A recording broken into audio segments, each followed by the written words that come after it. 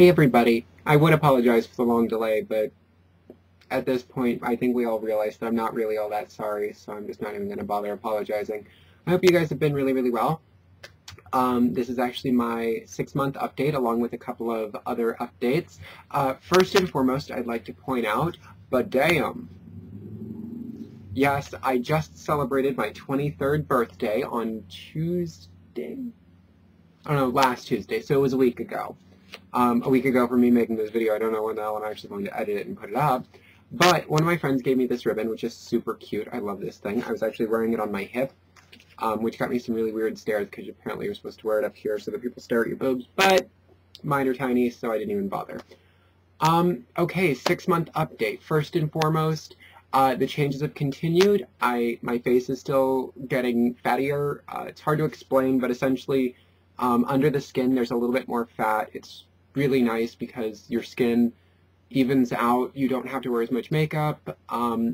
Facial hair slows down considerably, which is awesome.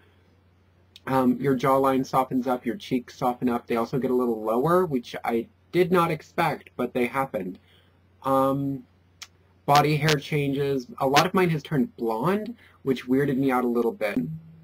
But, yes, I actually had a birthday. It was awesome, and it pointed one thing out to me. I am really very emotional.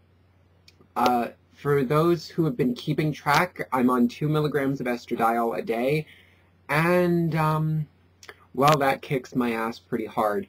I've gotten to that phase where I'm crying at everything. I'm taking offense to a lot of things that I shouldn't take offense to, which gets on my nerves almost as much as it gets on other people's nerves.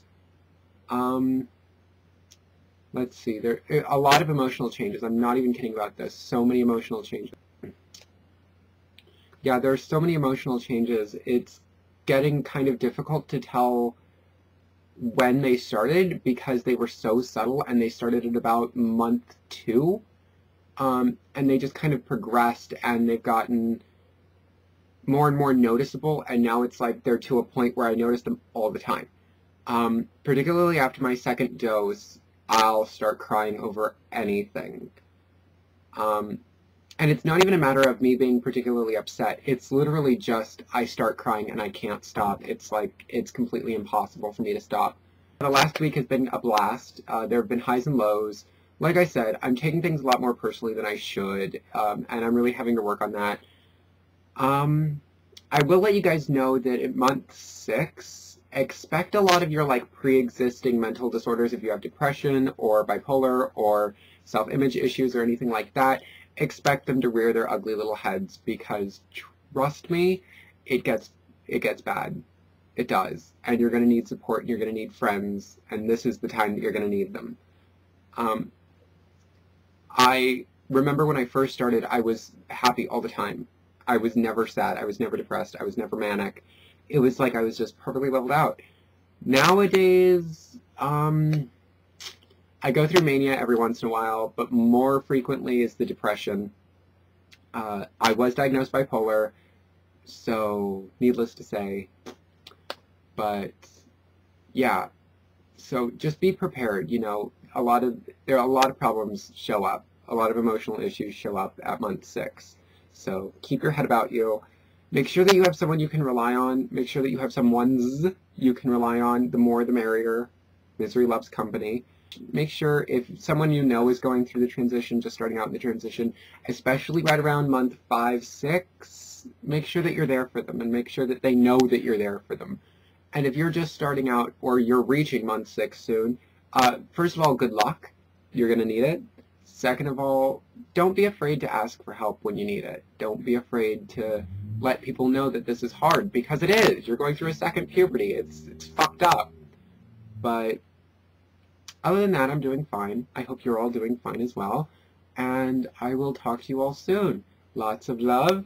I hope you had a happy Memorial Day.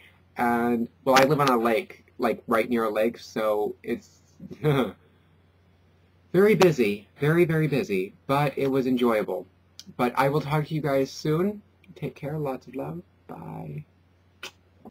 So I was just editing, and I remembered this story that I wanted to tell you guys about when I went to Denny's after my birthday party. And we were completely out of our minds, me and 4 of my friends. And we're sitting there and we're laughing our asses off for 45 minutes playing Skip Bo, which is a card game for those of you who don't know. But after a little while, we had gotten a little rambunctious, and by we I mean I, and it got to the point where I was cutting sugar like lines of cocaine, and one of my friends who was there said, that doesn't look anything like cocaine.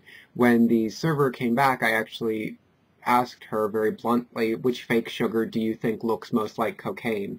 Not only was she completely unshaken by this question, she actually had a response. And I'm fairly certain that this response was ready, which kind of worried me a little bit, but it didn't, like, at the time, I thought it was hilarious. She actually told me Splenda, and she's right, it does look a lot like cocaine. On top of that, it tastes a little funny.